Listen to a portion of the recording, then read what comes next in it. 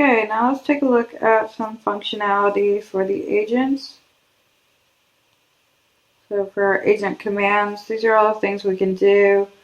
Something simple is like send a text message to another device. This was like my original botnet research. So I'll just send it to the third phone and say like, hi Georgia, or something like that. Or hiya Georgia. Of course, we could also send a link so you could, grab their contacts list and send the agent to all of them as well. Kind of mess with this circle of trust. So here's our third phone, and we should get a message from 5556. Sure enough, we did. So this looks like it came directly from that center phone, the one that has the agent, but it's not in the sent folder anywhere. Come on, pull down, there we go. So hiya Georgia, a pretty simple example there. It was like the first functionality I built.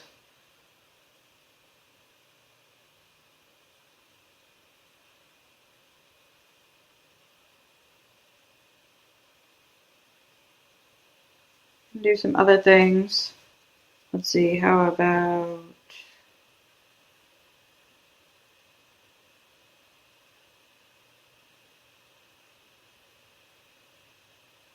get installed apps list. Alright, so let's grab all of the apps that are on there. That's weird. So it'll just get a list of all the installed applications. So what we'll do after that is actually pull an app off the device so we can reverse engineer it. So if we can see any like company apps that we might want to use as a potential agent, might be able to find some vulnerabilities in it. So we can actually pull the entire APK off the phone and then start reverse engineering it with our application security tools.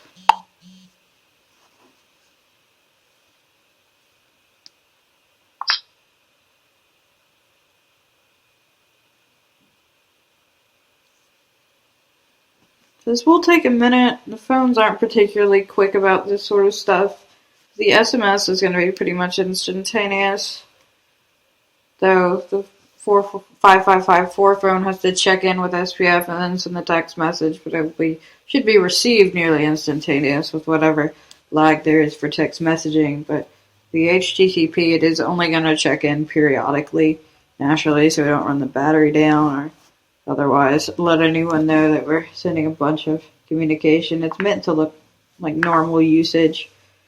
So once we've given it enough time, we go to 3, view information gathered, tell it we want agents. It also keeps track of all the client-side attacks and such. Give it the agent we want. Currently there's nothing there, so we haven't waited quite long enough. So we'll sit around for a little bit and then try again.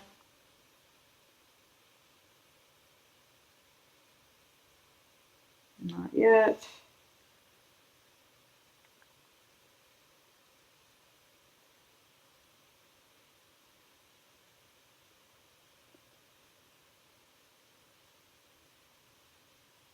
There we go. So there's all our packages. So that's every application that's installed on there, and it's got them by their full package name, com.android.exchange or whatever it is. So the Android ones would be built into. There's our com.abc.abc news is on there. We could take some from this list, and like here's the Maps application. My original example before I started using ABC News, in fact, was the Android apps. And then I had to be on the news, so it was a local ABC News program, so I just used their app and have been using it ever since. So if we go back to send commands to an agent, and now we can do upload APK 16. We can actually pull that. That shows us the list again. So it allows us to upload the entire application, so we can just grab it off the phone, steal it, if you will.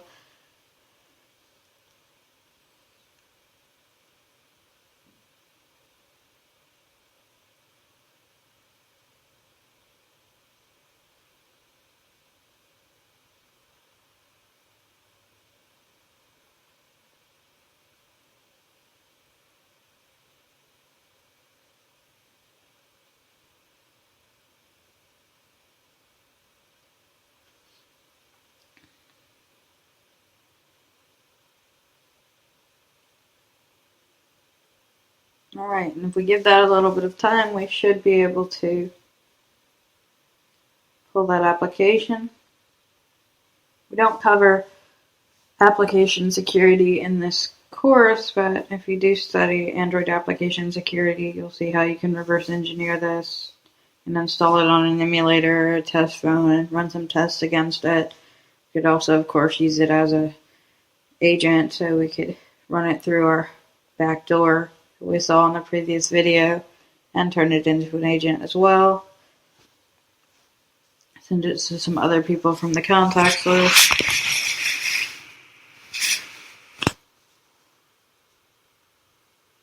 This is just some of the things you can do. You see, I mean, there's a lot more stuff on here, and once you start bringing in like execute command, we can run a lot of things. We can download things onto the device, pull things off the device, so we can run nmap. We'll see that in the next video. Use SPF to pivot onto another device, Windows device actually. So you can do a lot with it. I mean, I just have some things built in to make it easier. Like run nmap is really just 3 commands together. Download nmap, run nmap, so execute command, and then upload results, upload file. So let's go back to our information gathered and see if we have an app. App is currently blank, so we still have to wait a little bit more.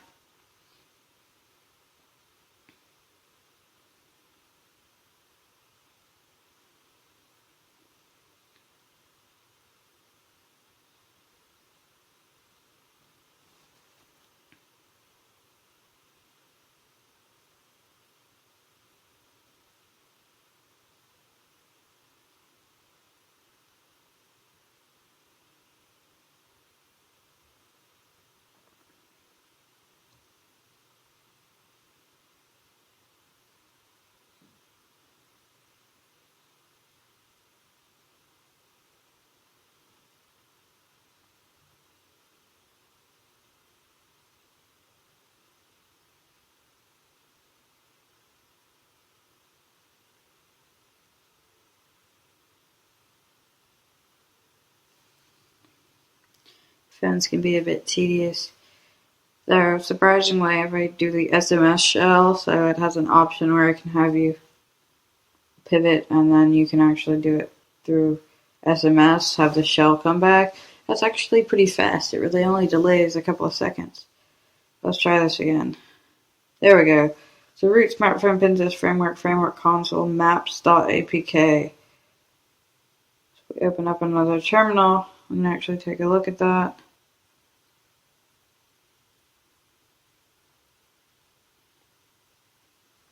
We have maps.apk, so we have grabbed the entire application off the phone, so we can do any reverse engineering we like, etc.